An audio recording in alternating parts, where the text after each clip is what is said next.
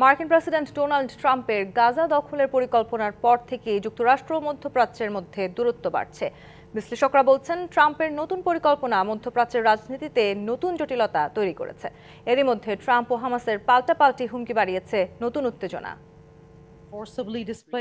গাজাবাসী সরে না গেলে সেখানে ভয়াবহ পরিণতি হবে। ট্রাম্পের এমন হুঙ্কারের জবাব দিল উপত্যকাটির নিয়ন্ত্রণকারী গোষ্ঠী হামাস। মঙ্গলবার রয়টার্সকে দেয়া এক সাক্ষাৎকারে হামাসের এক শীর্ষ কর্মকর্তা জানান, ইসরায়েলি জিম্মিদের বাড়িতে ফেরানোর একমাত্র উপায় হল চলমান যুদ্ধবিরতিকে সম্মান জানানো।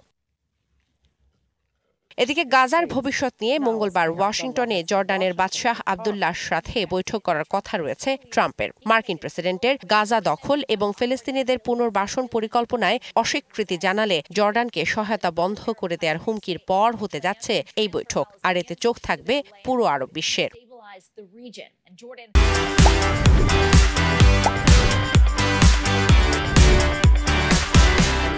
এদিকে ইসরায়েলের প্রধানমন্ত্রী বেনিয়ামিন নেতানিয়াহু সৌদিতে ফাঁকা ভূখণ্ডে ফিলিস্তিনিদের জন্য রাষ্ট্র প্রতিষ্ঠার যে প্রস্তাব দিয়েছেন তার পরিপ্রেক্ষিতে সৌদি আরব কি সিদ্ধান্ত দেয় সেদিকেও তাকিয়ে আছে মধ্যপ্রাচ্যের দেশগুলো।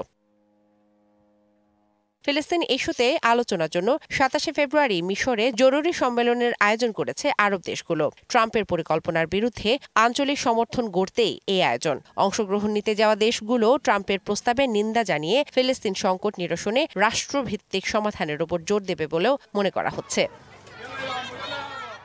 শোভন শাহমিন দিশা, ডিবিসি নিউজ ডেস্ক।